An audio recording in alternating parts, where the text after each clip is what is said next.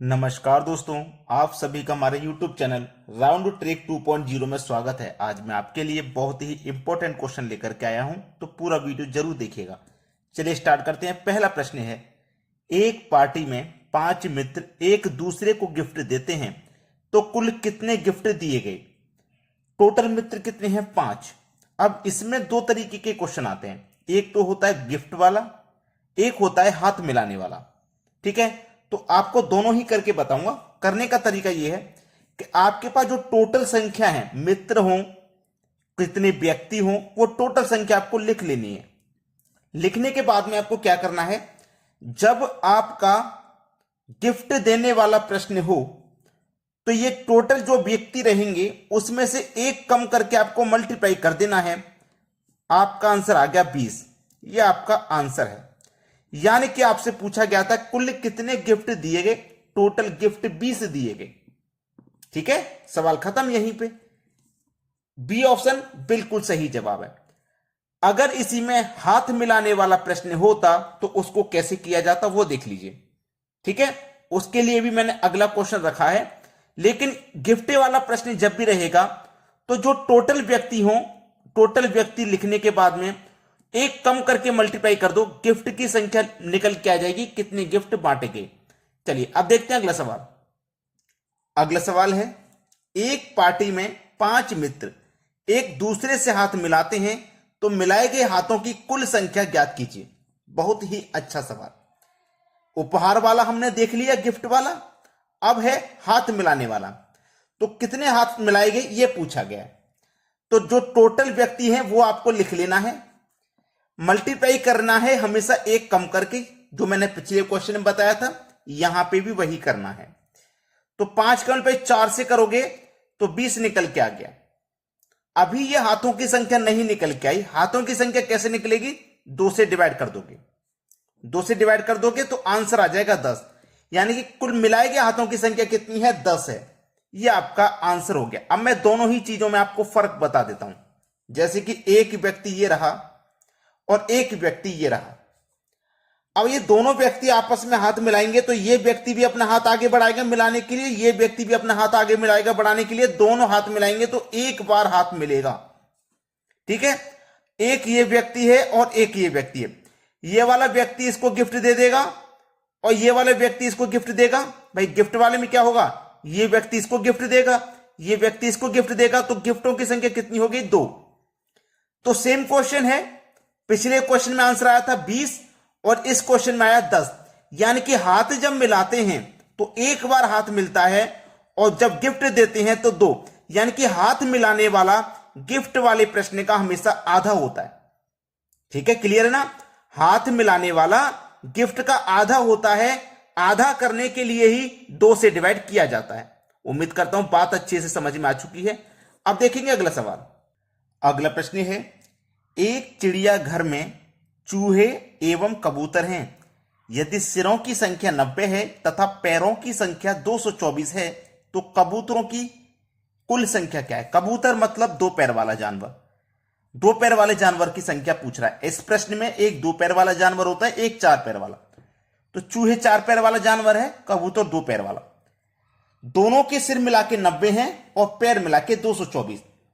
तो इसको करने के लिए फॉर्मूला होता है 4 बराबर L divided by 2 minus H। ऐसा करने से, इस फॉर्मूले से 4 के बराबर निकाल रहे हैं हम, तो 4 पैर वाले जानवर की संख्या निकल के आएगी।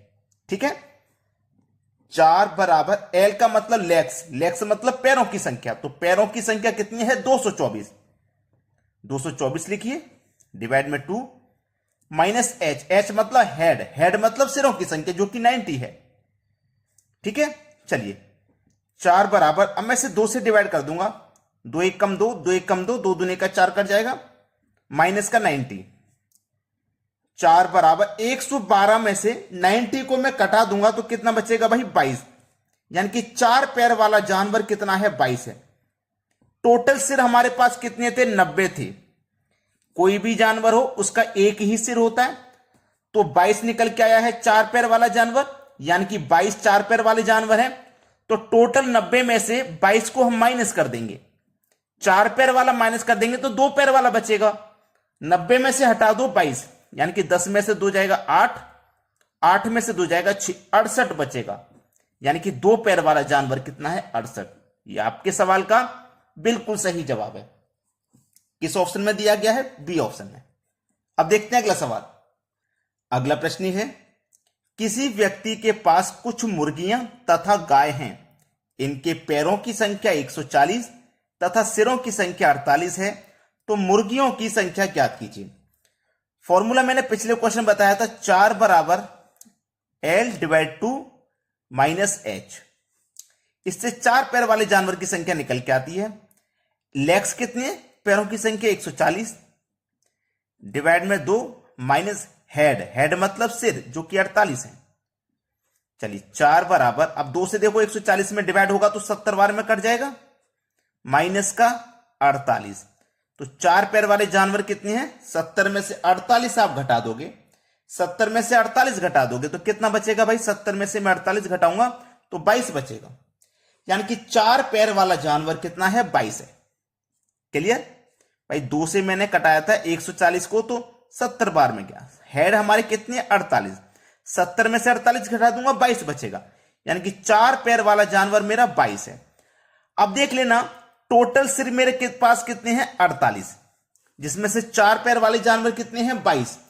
तो मैं 4 पैर वाला जानवर को माइनस कर दूंगा, टोटल सिर में से 4 पैर वाला माइनस कर दूंगा तो 2 पैर वाला बचेगा। 8 में से 2 जाएगा 6, 4 में से 2 जाएगा 2, तो 26। आपका आंसर कितना आ गया? 26। क्योंकि 2 पैर वाला पूछा था ना, मुर्गियों की संख्या पूछा था, मुर्गी के 2 पैर होते हैं, तो 2 पैर वाला जानवर हमारे पास 26 है। बी ऑप्शन बिल्कुल सही जवाब है। अब देखते हैं अगला सवाल। अगला प्रश्न है, यदि 43 की पावर 45 प्लस 5 को 44 से भाग दिया जाए तो शेषफल क्या होगा?